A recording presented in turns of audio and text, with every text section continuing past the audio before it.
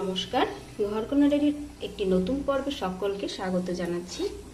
দেখুন, আজকে আমি সকালবেলা ভাত বসিয়ে দিয়েছি। আমরা প্রতিদিনই সকালে ভাত খাই, তা সকাল সকাল ভাত বসিয়ে দিয়েছি। এখানে প্রেসার কুকারে মুসুরির ডাল আর মুগ ডাল একসাথে সিদ্ধ করে নিয়েছি, ওটা সিদ্ধই খাওয়া হবে। এখানে কলমি শাক ভাপিয়ে নিয়েছি, এটা ভাজি করব। আর এইদিকে হচ্ছে ওল আর আলু একসাথে কেটে নিয়েছি, এটা সিদ্ধ করে জল ঝারিয়ে নিয়ে তারপরে এটা আবার রান্না করব। তা দেখতে থাকুন। দেখুন, এদিকে আমি কলমি শাক সর্ষে ফোড়ন দিয়ে বসিয়ে দিয়েছি, আর এদিকে জিরে আর কালো জিরে ফোড়ন দিয়ে এই যে ওলটা ভাপিয়ে নেওয়া এটাকে দিয়ে দেবো। এবার এটাকে ওলটাকে দিয়ে দেবো।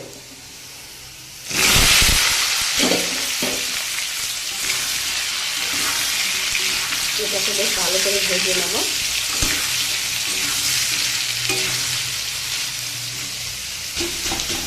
কলমি শাকটা কিন্তু আস্ত সিদ্ধ করেছিলাম, দেখুন নাড়তে চাড়তে ভেঙে গিয়েছে, একদম মিশে গিয়েছে। এরকম আরও যত নাড়াচাড়া হবে শাকটা খেতে খেতে নাড়া হবে।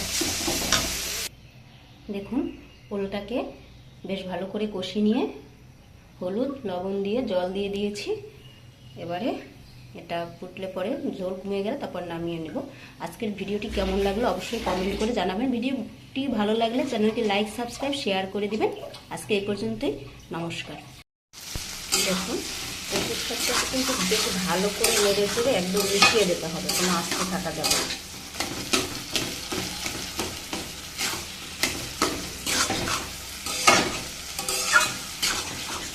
এভাবে সুন্দর করে নাড়তে হবে।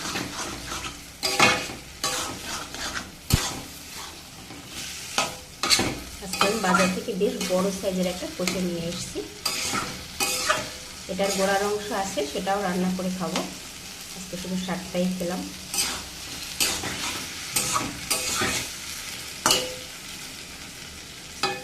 কচুটা কিন্তু বেশ গলে যাচ্ছে, ভালোভাবে মনে হচ্ছে।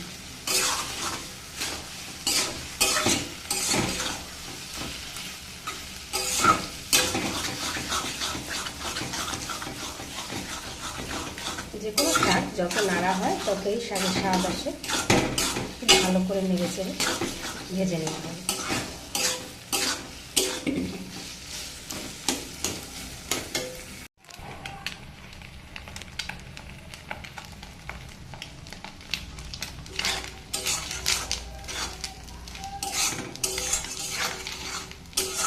নারকেলটা কিন্তু প্রায় লালচে করে ভাজা হয়ে গেছে এবং তেল কীভাবে ছেড়েছে দেখুন, কতটা ফুলে উঠেছে, সাদা হয়ে গিয়েছে। এই যে নারকেল লালচে করে ভাজা হয়ে গিয়েছে। এরপরে আমি এই যে সিদ্ধ করে রাখা কচুর শাকটা দিয়ে দেবো, সাথে লবণ আর হলুদ দেওয়া আছে।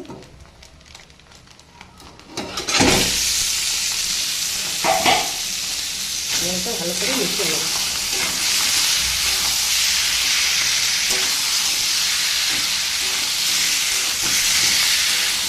এটাকে নেড়ে চেড়ে বেশ ভালো করে রান্না করব।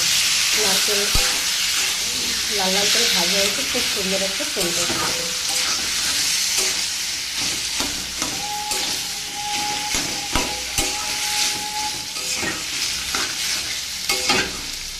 অনেকেই আছেন নারকেল দিয়ে এরকম কচুর শাক খেতে পছন্দ করেন, নিরামিষ কচুর শাক।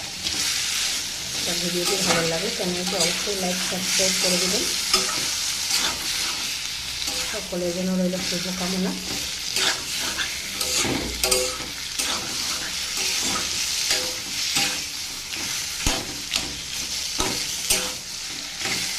এখন সব কিছু দেওয়া হয়ে গিয়েছে, এটাকে আমি আর কোনো মশলা দেবো না।